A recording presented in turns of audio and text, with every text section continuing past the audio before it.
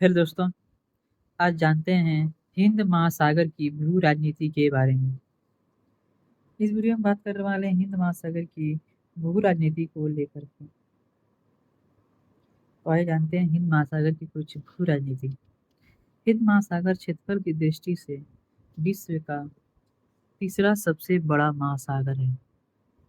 यह महासागर पूर्वी गोलार्ध में स्थित है। इसका अधिकांश भाग दक्षिणी गोलार्ध तथा कुछ भाग उत्तरी गोलार्ध में आता है। यह उत्तर की तरफ बंद तथा दक्षिण की तरफ खुला है। अंतर्राष्ट्रीय हाइड्रोग्राफिक संगठन ने इसकी दक्षिणी सीमा को अंटार्कटिका महाद्वीप की उत्तरी आइस शेल्फ माना। आइस शेल्फ अंटार्कटिका महाद्वीप की बर्फ चादर का समुद्र में निकला भाग है, जिसका नीचे जल गर्म रहता है तथा जहां अंटार्कटिका महाद्वीप का सर्वाधिक संपन्न जीवमंडल पाया जाता है।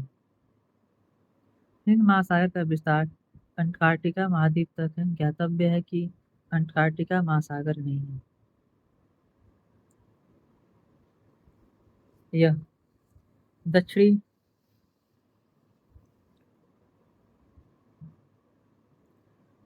अटलांटिक महासागर से केप टाउन से होकर गुजरने वाली देशांतर रेखा द्वारा अलग माना जाता है, जबकि इसकी पूर्वी सीमा तस्मानिया के दक्षिण पूर्वी केप से होकर गुजरने वाली 147 डिग्री पूर्वी देशांतर रेखा द्वारा निर्धारित होती है, जो कि हिंद महासागर को प्रशांत महासागर से अलग करती है।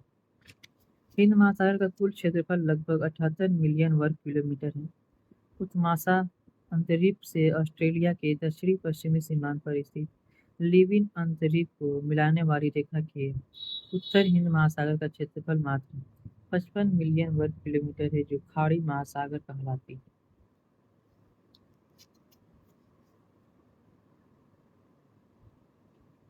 प्लेट विवर्तनिकी सिद्धांत के अनुसार हिंद महासागर का अधिकांश भाग भारतीय या भारतीय ऑस्ट्रेलियाई प्लेट पर स्थित है। शेष अफ्रीकी तथा अंटार्कटिका प्लेट पर भारतीय प्लेट के 2 से 5 सेंटीमीटर प्रति वर्ष दर से।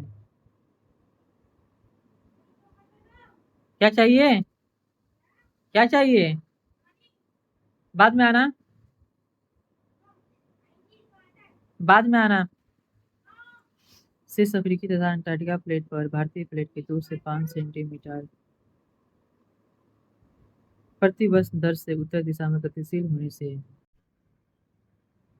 भारतीय प्लेट के प्रारंभ हुआ, जिसका सहारे अरब सागर से कालसवर्ग कटक मध्य हिंद महासागरीय कटक तथा भारतीय ऑस्ट्रेलियाई कटक का जन्म हुआ। इन कटकों के सहारे विस्तरणशील अक्ष हैं, जिसके सहारे हिंद महासागर का क्षेत्रफल बढ़ रहा है, अर्थात कन्याकुमारी तथा अंटार्कटिका तट के मध्य की दूरी बढ़ रही है। हिंद महासागर का उत्तरी भाग अधिक महत्वपूर्ण है, जिसमें लाल सागर, फारस की खाड़ी, मलक्का जलसंधि तथा तिमोर एवं अराकुरा सागर से होकर विभिन्न देश हिंद महासागर से संबंधित है। उत्तरी हिंद महासागर का जल गर्म तथा स्थिर है। इसमें विनाशकारी धाराओं का अभाव है। पवन दिशा में मानसूनी जलवायु के कारण मौसमी परिवर्तन होता है, जिससे नौका परिवहन में पवन दिशा विशेष उल्लेखनीय है। सोमाली की धारा पवन द्वारा प्रभावित होती है, जो 6 माह गर्मी के समय दक्षिण से उत्तर तथा 6 माह जाड़े के समय उत्तर से दक्षिण प्रभावित होती है। 40 डिग्री दक्षिणी अक्षांश के सहारे चलने वाले दक्षिणी गोलार्ध की पछुआ पवन गरजने वाला चालीसा के सहारे जहाज दक्षिणी अफ्रीका के उपमासा अंतरिक्ष से ऑस्ट्रेलिया के पश्चिमी तट तक जाते हैं। हिंद महासागर अफ्रीका, एशिया तथा ऑस्ट्रेलिया महाद्वीपों के मध्य स्थित है।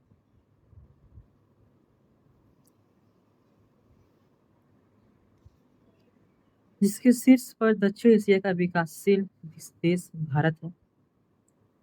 इसलिए हिंद महासागर के तटवर्ती देशों तथा विशेष रूप से भारत के लिए हिंद महासागर विशेष आर्थिक, सामाजिक एवं भू राजनीतिक महत्व का है। अधोलिखित कारणों से विश्व की महाशक्तियों को ध्यान हिंद महासागर की तरफ केंद्रित है।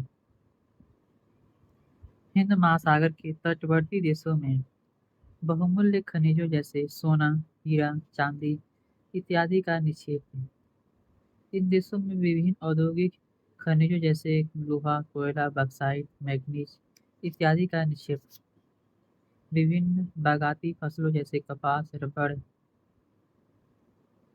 चाय, जूट, मसाले, नारियल इत्यादि का उत्पादन। विभिन्न खाद्यान्न फसलों जैसे चावल, गेहूं इत्यादि का उत्पादन।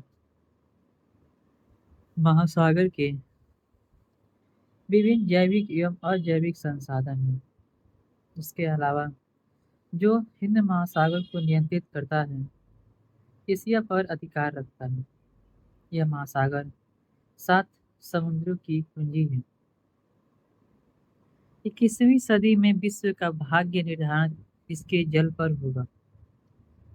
उपरोक्त कारणों से विश्व के विकसित देश हिंद महासागर के तटीय देशों के साथ अपने संबंध हमेशा से मजबूत करना चाहते हैं, जिससे उन्हें विभिन्न कच्चे माल की प्राप्ति हो सके तथा उनका तैयार माल इन तटवर्ती देशों के सघन जनसंख्या वाले देशों में बेचा जा सके।